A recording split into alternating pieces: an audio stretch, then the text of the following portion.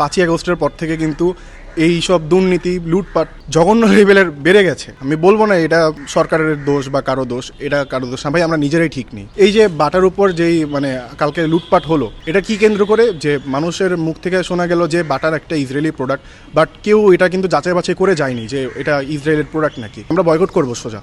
আমরা কেন গিয়ে ওখানে লুটপাট করব, চুরি করব? এগুলো তো আমাদের করার কথা না, আর এটা তো কোনো প্রোটেস্টের মধ্যেও পড়ে না। বাংলাদেশ বাদে কোন দেশে আছে এরকম যে ইসরায়েলের যেসব কোম্পানিগুলো রয়েছে বা যাই রয়েছে না কেন, ওরা যে এখানে লুটপাট করেছে বা কিছু করেছে, এটা শুধু আমাদের বাংলাদেশই সম্ভব। আমার মতে এটার আর কোনো সমাধান নাই আমার দৃষ্টিতে। কেননা কিছুদিন আগে তারা একটা চুক্তি করেছিল, শান্তি চুক্তি, সেটা ইসরায়েল ভঙ্গ করেছিল। ভঙ্গ করার পর তারা রোজার মাসে ফিলিস্তিনের ওপর হামলা চালায়। বর্তমানে যেই কাজটা তারা করলো, এখানে ফিলিস্তিনবাসী শান্তিমতো একটা ঈদ, আমাদের মুসলিমদের দুইটা প্রধান ঈদ রয়েছে, এর মধ্যে একটা ঈদ উল ফিতর, সেটা তারা সুষ্ঠুভাবে করতে পারেনি। কারণ তার আগে ইসরায়েল সেই চুক্তি ভঙ্গ করে তাদের উপর হামলা চালায়। এবং এর পিছনে আমি যদি বলি ইন্টারন্যাশনাল একটা পলিটিক্স রয়েছে। আমরা জানি যে ইউরোপিয়ান যেসব দেশগুলো রয়েছে তারা কিন্তু পুরোপুরিভাবে ইসরায়েলকে সাপোর্ট দিচ্ছে। এদিকে আমরা যদি দেখি যে মুসলিম যে এম্পায়ারটা রয়েছে মিডল ইস্টের যেসব কান্ট্রি, আমি যদি নাম মেনশন করে বলি যে আমরা সবাই জানি যে মুসলিম প্রধান দেশের মধ্যে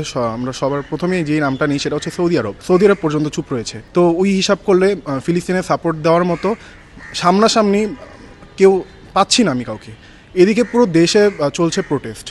আমরা দেখলাম যে কালকে আমাদের ঢাকা সহ বাংলাদেশের বিভিন্ন জায়গায় আন্দোলন হলো। এই আন্দোলনটা করলো কেন? কারণ ফিলিস্তিনের উপর যেই হামলাটা চালিয়েছে ইসরায়েল, সেটার পরিপ্রেক্ষিতে তো আন্দোলনটা হয়েছে। এবং তারা এভাবে একটা ওয়ার্নিং দিয়েছে যে তারা নাকি ফিলিস্তিনকে একদম শেষ করে দিবে। ডোনাল্ড ট্রাম্প এভাবে কথা বলছে যে ফিলিস্তিনের যেসব যারা জীবিত রয়েছে তাদেরকে আফ্রিকার দিকে শিফট করিয়ে দেবে। তো এটা একটা বড় ইস্যু যে কেন ফিলিস্তিন তাদের ভূখণ্ড ছেড়ে আফ্রিকার দিকে কেন যাবে। তো আমরা যদি দেখি যে ডোনাল্ড ট্রাম্প কিন্তু পুরোপুরিভাবে ইসরায়েলকে সাপোর্ট করছে, যেটা করা একদমই উচিত না।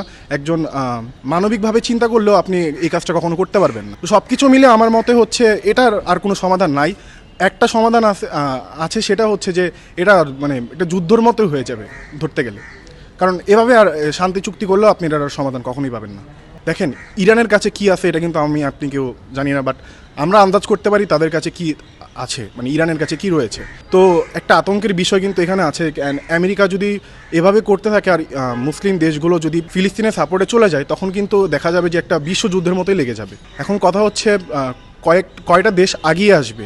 যদি অনেকগুলো মুসলিম এম্পায়ার যদি একসাথে হয়ে যায়, তখন মুসলিম দেশগুলো যখন একসাথে হয়ে একটা মুসলিম এম্পায়ার গঠন করবে, তখন কিন্তু তাদের অস্ত্রের পরিমাণ অনেক বেড়ে যাবে।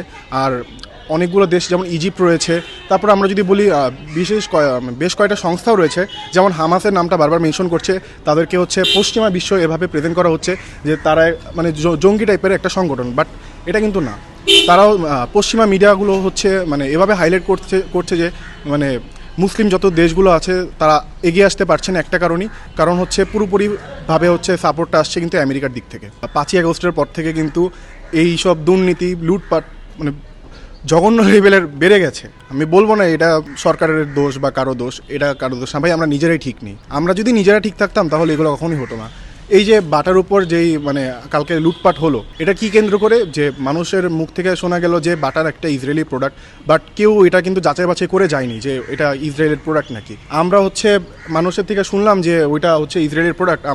আমাদের কি বিবেক বুদ্ধি চেতনা নেই যে আমরা কোথায় যাচ্ছি, কি করতে যাচ্ছি? আচ্ছা মানলাম এটা ইসরায়েলের একটা প্রোডাক্ট, আমরা তো তাৎক্ষিক তো কোনো দরকার নেই, আমরা বয়কট করবো সোজা। আমরা কেন গিয়ে ওখানে লুটপাট করব, চুরি করব? এগুলো তো আমাদের করার কথা না, আর এটা তো কোনো প্রোটেস্টের মধ্যেও পড়ে না। বাংলাদেশ বাদে কোন দেশে আছে এরকম যে ইসরায়েলের যেসব কোম্পানিগুলো রয়েছে বা যাই রয়েছে না কেন, ওরা যে এখানে লুটপাট করেছে বা কিছু করেছে, এটা শুধু আমাদের বাংলাদেশই সম্ভব।